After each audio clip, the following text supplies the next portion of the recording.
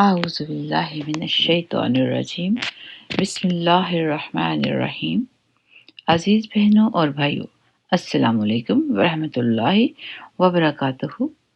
نحمدہ ونصلی علی رسولہ الکریم، اما بعد۔ ربی اشرح لی صدری ویسر لی امری واحلل عقدۃ من لسانی یفقہوا قولی۔ ربی زدنا علما، ربی زدنا علما، ربی زدنا علما۔ سورہ طٰہٰ، ترجمہ اور خلاصہ۔ یہ سورت مکہ مکرمہ کے ابتدائی دور میں نازل ہوئی تھی۔ مسند روایات سے ثابت ہے کہ حضرت عمر رضی اللہ تعالی عنہ اسی سورت کو سن کر اسلام لائے تھے۔ ان کی بہن حضرت فاطمہ اور ان کے بہنوئی حضرت سعید بن زید رضی اللہ عنہ ان سے پہلے خفیہ طور پر اسلام لا چکے تھے، جس کا انہیں پتہ نہیں تھا۔ ایک روز وہ گھر سے حضرت صلی اللہ علیہ وسلم کو قتل کرنے کے ارادے سے نکلے۔ راستے میں نعیم بن عبداللہ نامی ایک صاحب انہیں ملے۔ انہوں نے حضرت عمر سے کہا کہ آپ پہلے اپنے گھر کی خبر لیں جہاں آپ کی بہن اور بہنوئی مسلمان ہو چکے ہیں۔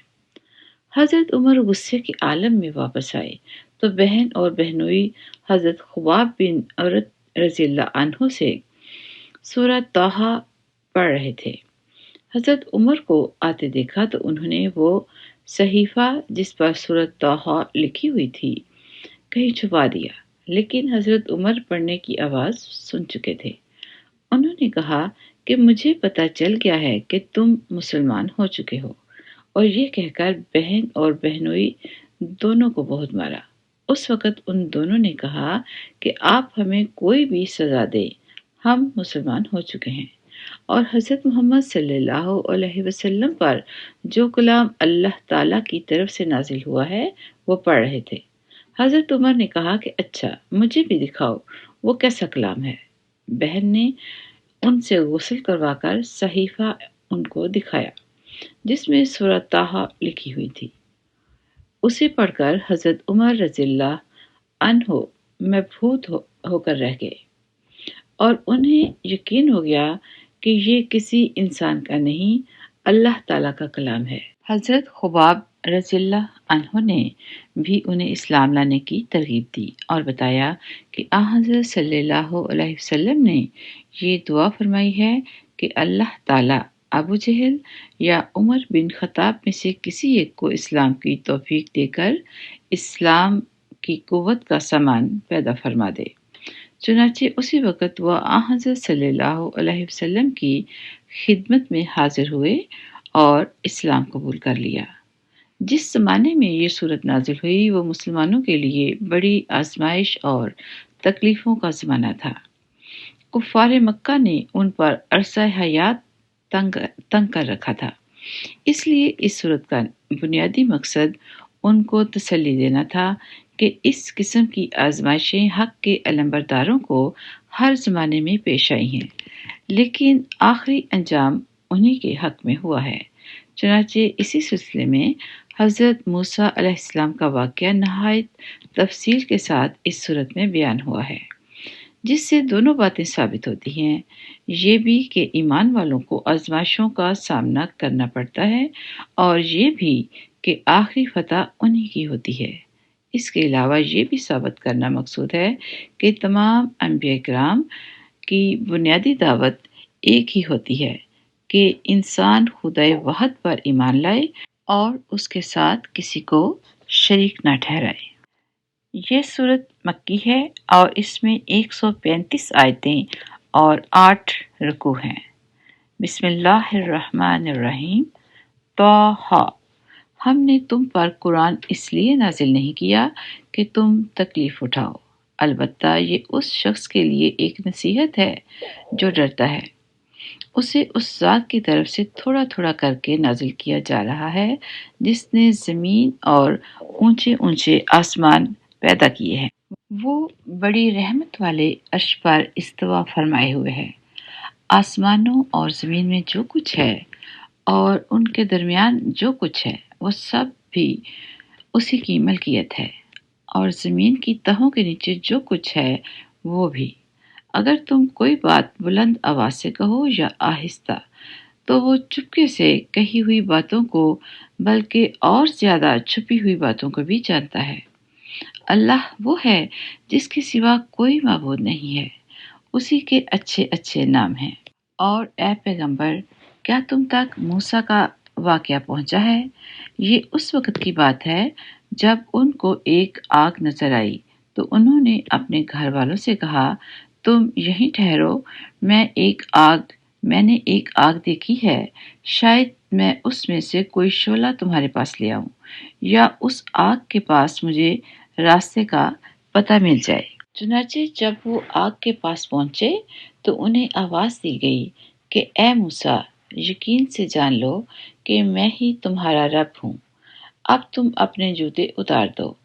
اس وقت تم طوبہ کی مقدس وادی میں ہو، اور میں نے تمہیں نبوت کے لیے منتخب کیا ہے، لہٰذا جو بات وحی کے ذریعے کہی جا رہی ہے اسے غور سے سنو۔ حقیقت یہ ہے کہ میں ہی اللہ ہوں، میرے سوا کوئی معبود نہیں ہے، اس لیے میری عبادت کرو اور مجھے یاد رکھنے کے لیے نماز قائم کرو۔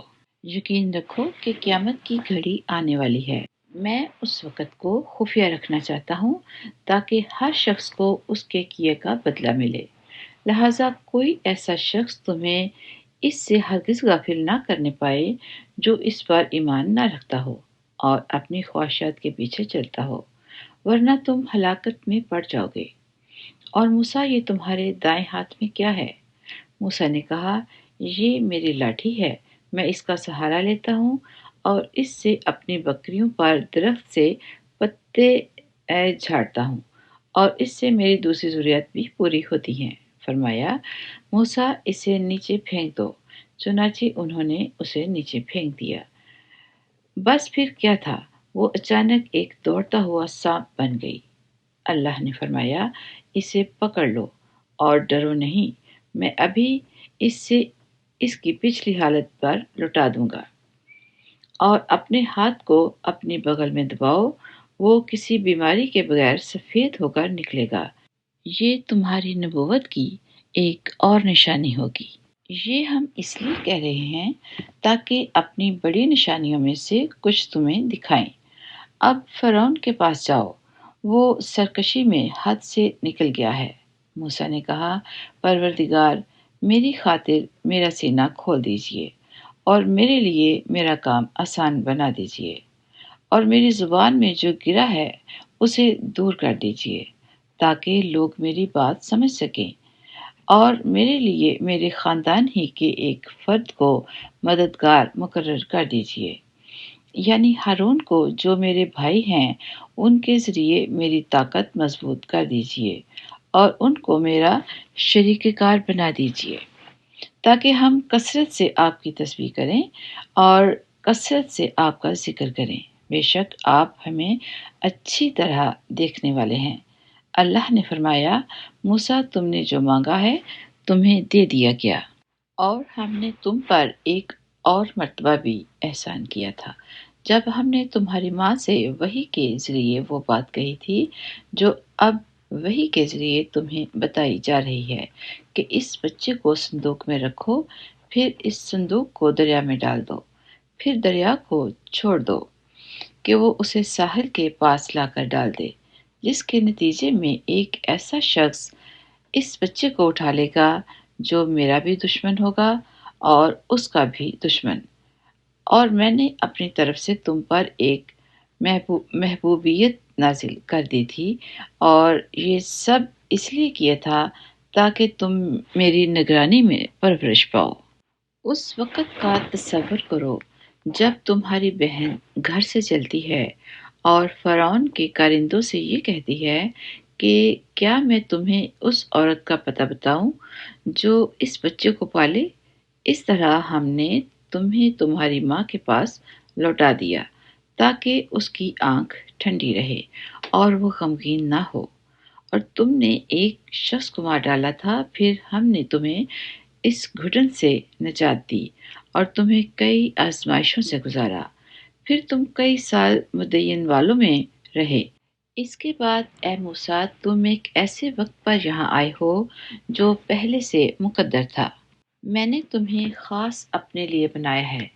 تم اور تمہارا بھائی دونوں میری نشانیاں لے کر جاؤ اور میرا ذکر کرنے میں سستی نہ کرنا۔ دونوں فرعون کے پاس جاؤ، وہ حد سے آگے نکل چکا ہے۔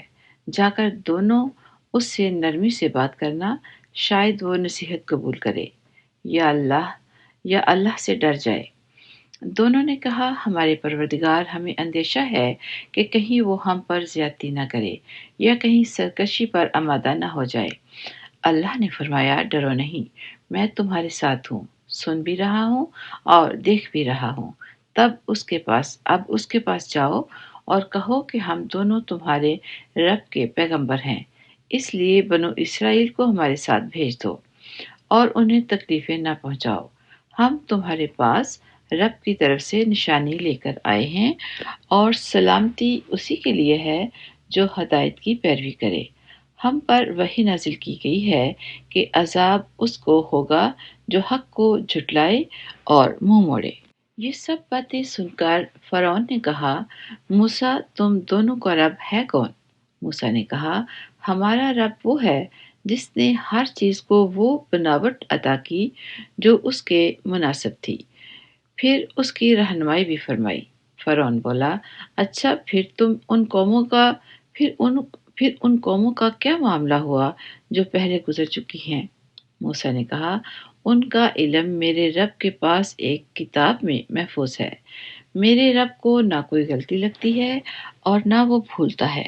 یہ وہ ذات ہے جس نے زمین کو تمہارے لیے فرش بنا دیا اور اس میں تمہارے لیے راستے بنائے اور آسمان سے پانی برسایا۔ پھر ہم نے اس کے ذریعے طرح طرح کی مختلف نباتات نکالی، خود بھی کھاؤ اور اپنے مواشیوں کو بھی چراؤ۔ یقیناً ان سب باتوں میں عقل والوں کے لیے بڑی نشانیاں ہیں۔ اسی زمین سے ہم نے تمہیں پیدا کیا تھا اور اسی میں تمہیں واپس لے کر جائیں گے اور اسی سے ایک مرتبہ پھر تمہیں نکال لائیں گے۔ حقیقت یہ ہے کہ ہم نے اس فرعون کو اپنی ساری نشانیاں دکھائیں مگر وہ جھٹلاتا ہی رہا، وہ مان کر ہی نہیں دیا۔ کہنے لگا موسیٰ کیا تم اس لیے آئے ہو کہ اپنے جادو کے ذریعے ہمیں اپنی زمین سے نکال باہر کرو؟ اچھا تو ہم بھی تمہارے سامنے ایسا ہی جادو لا کر رہیں گے۔ اب تم کسی کھلے میدان میں ہمارے اور اپنے درمیان مقابلے کا ایسا وقت طے کر لو جس کی خلاف ورزی نہ ہم کریں نہ تم کرو۔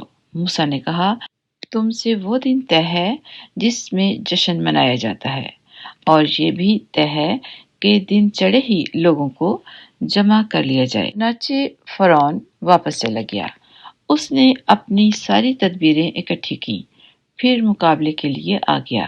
موسیٰ نے ان جادوگروں سے کہا افسوس ہے تم پر، اللہ پر بہتان نہ باندھو، ورنہ وہ ایک سخت عذاب سے تمہیں ملیا میٹ کر دے گا، اور جو کوئی بہتان باندھتا ہے نامراد ہوتا ہے۔ اس پر ان کے درمیان اپنی رائے قائم کرنے میں اختلاف ہو گیا اور وہ چپکے سرگوشیاں کرنے لگے۔ آخر کار انہوں نے کہا کہ یقینی طور پر یہ دونوں یعنی موسیٰ اور ہارون جادوگر ہیں، جو یہ چاہتے ہیں کہ اپنے جادو کے زور پر تم لوگوں کو تمہاری سرزمین سے نکال باہر کریں اور تمہارے بہترین دینی طریقے کا خاتمہ ہی کر ڈالیں۔ لہٰذا اپنی ساری تدبیریں پختہ کر لو، پھر صف باندھ کر آؤ اور یقین رکھو کہ آج جو غالب آ جائے گا فلاح اسی کو حاصل ہوگی۔ جادوگر بولے موسیٰ یا تو تم اپنی لاٹھی پہلے ڈال دو یا پھر ہم ڈالنے میں پہل کریں۔ موسیٰ نے کہا نہیں تم ہی ڈالو۔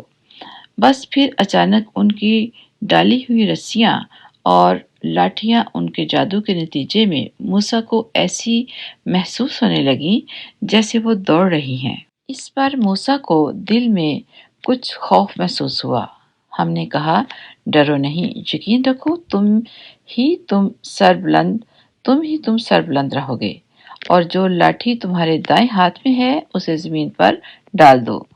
ان لوگوں نے جو کاریگری کی ہے وہ उस सब को निगल जाएगी।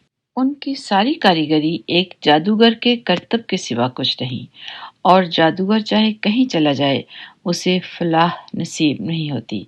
चुनांचे यही हुआ और सारे जादूगर सजदे में गिरा दिए गए। कहने लगे कि हम हारून और मूसा के रब पर ईमान ले आए। फरौन बोला, तुम इन पर मेरे इजाजत देने से पहले ही ईमान ले आए।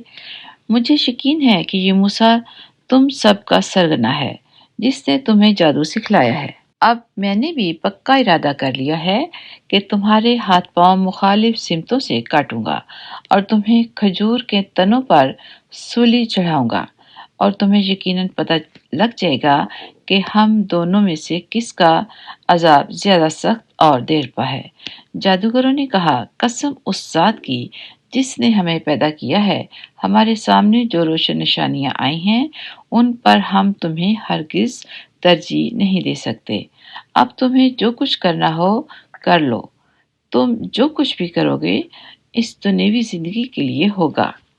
हम तो अपने रब पर ईमान ला चुके हैं ताकि वो हमारे गुनाहों को भी बख्श दे और जादू के उस काम को भी जिस पर तुमने हमें मजबूर किया, और अल्लाह ही सबसे अच्छा और हमेशा बाकी रहने वाला है। हकीकत यह है कि जो शख्स अपने परवरदिगार के पास मुजरिम बनकर आएगा उसके लिए जहन्नुम है जिसमें ना वो मरेगा और ना जिएगा, और जो शख्स उसके पास मोमिन बनकर आएगा जिसने नेक अमल भी किए होंगे तो ऐसे ही लोगों के लिए बुलंद दर्जात हैं। वो हमेशा रहने वाले बागात जिनके नीचे से नहरें बहती होंगी जिनमें वो हमेशा रहेंगे, और ये सिला है उसका जिसने पाकीज़गी इख्तियार की। हमने मूसा पर वही भेजी कि तुम मेरे बंदों को लेकर रातों रात रवाना हो जाओ, फिर उनके लिए समंदर में एक खुश्क रास्ता इस तरह निकाल लेना कि ना तुम्हें दुश्मन के आ पकड़ने का अंदेशा रहे और ना कोई और खौफ हो। चुनाचे फरौन ने अपने लश्करों समेत उनका पीछा किया तो समंदर की जिस खौफनाक चीज ने उन्हें ढांपा वो उन्हें ढांप कर ही रही, और फरौन ने अपनी कौम को बुरे रास्ते पर लगाया और उन्हें सही रास्ता ना दिखाया। ए बनी इसराइल, हमने तुम्हें तुम्हारे दुश्मन से निजात दी और तुमसे कोहे तूर के दाएं जानब आने का वादा ठहराया और तुम पर मन सलवा नाजिल किया, और जो पाकीज़ा रिज़्क हमने तुम्हें अता किया है उसमें से खाओ और उसमें सरकशी ना करो, जिसके नतीजे में तुम पर मेरा गज़ब नाजिल हो जाएगा, और जिस किसी पर मेरा गज़ब नाजिल हो जाता है वो तबाही में गिर कर रहता है। और ये भी हकीकत है कि जो शख्स तौबा करे, ईमान लाए और नेक अमल करे, फिर सीधे रास्ते पर कायम रहे तो मैं उसके लिए बहुत बख्शने वाला हूँ। और जब मूसा कोहे तूर पर अपने लोगों से पहले चले आए तो अल्लाह ने उनसे कहा, मूसा तुम अपनी कौम से पहले जल्दी क्यों आ गए? उन्होंने कहा, वो मेरे पीछे पीछे आया ही चाहते हैं, और परवरदिगार मैं आपके पास इसलिए जल्दी आ गया ताकि आप खुश हों।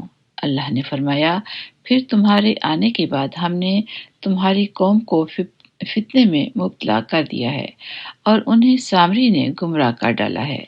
चुनाचे मूसा गम गुस्से में भरे हुए अपनी कौम के पास वापस लौटे। कहने लगे, मेरी कौम के लोगों, क्या तुम्हारे परवरदिगार ने तुमसे एक अच्छा वादा नहीं किया था? तो क्या तुम पर कोई बहुत लंबी मुद्दत गुजर गई थी, या तुम चाहते ही ये थे कि तुम पर तुम्हारे रब का गजब नाजिल हो जाए और इस वजह से तुमने मुझसे वादा खिलाफी की? कहने लगे, हमने अपने इख्तियार से आपके वादे की खिलाफ वर्जी की नहीं की, बल्कि हुआ ये कि हम पर लोगों के जेवरात के बोझ लदे हुए थे, इसलिए हमने उन्हें फेंक दिया। फिर इसी तरह सामरी ने कुछ डाला और लोगों के सामने एक बछड़ा बनाकर निकाल लिया। एक जिस्म था जिसमें से आवाज निकलती थी। लोग कहने लगे कि ये तुम्हारा माबूद है और मूसा का भी माबूद है, मगर मूसा भूल गए हैं। भला क्या उन्हें ये नजर नहीं आ रहा था कि ना वो उनकी बात का जवाब देता था और ना उनको कोई नुकसान या नफा پہنچا سکتا تھا، اور ہارون نے ان سے پہلے ہی کہا تھا کہ میری قوم کے لوگوں، تم اس بچڑے کی وجہ سے فتنے میں مبتلا ہو گئے ہو، اور در حقیقت تمہارا رب تو رحمان ہے، اس لیے تم میرے پیچھے چلو اور میری بات مانو۔ وہ کہنے لگے کہ جب تک موسیٰ واپس نہ آ جائیں ہم تو اسی کی عبادت پر جمے رہیں گے۔ موسیٰ نے واپس آ کر کہا، ہارون، جب تم نے دیکھ لیا تھا کہ یہ لوگ گمراہ ہو گئے ہیں تو تمہیں کس چیز نے روکا تھا کہ تم میرے پیچھے چلے آتے؟ بھلا کیا تم نے میری بات کی خلاف ورزی کی؟ ہارون نے کہا، میرے ماں کے بیٹے، میری داڑھی نہ پکڑو اور نہ میرا سر، حقیقت میں مجھے یہ اندیشہ تھا کہ تم یہ کہو گے کہ تم نے بنی اسرائیل میں تفرقہ ڈال دیا اور میری بات کا پاس نہیں کیا۔ موسیٰ نے کہا، اچھا تو سامری، تجھے کیا ہوا تھا؟ وہ بولا، میں نے ایک ایسی چیز دیکھ لی تھی جو دوسروں کو نظر نہیں آتی تھی، اس لیے میں نے رسول کے نقش قدم سے ایک مٹھی اٹھا لی اور اسے بچڑے پر ڈال دیا، اور میرے دل نے مجھے کچھ ایسا ہی سمجھایا۔ موسیٰ نے کہا، اچھا تو جا، اب زندگی بھر تیرا کام یہ ہوگا کہ تو لوگوں سے یہ کہا کرے گا کہ مجھے نہ چھونا، اور اس کے علاوہ تیرے لیے ایک وعدے کا وقت مقرر ہے جو تجھ سے ٹلایا نہیں جا سکتا، اور دیکھ، اپنے اس جھوٹے معبود کو جس پر تو جمع بیٹھا تھا ہم اسے جلا ڈالیں گے، اور پھر اس کی راکھ کو چورا چورا کر کے سمندر میں بکھیر دیں گے۔ حقیقت میں تم سب کا معبود تو بس ایک ہی اللہ ہے، جس کے سوا کوئی معبود نہیں ہے، اس کا علم ہر چیز کا احاطہ کیے ہوئے ہے۔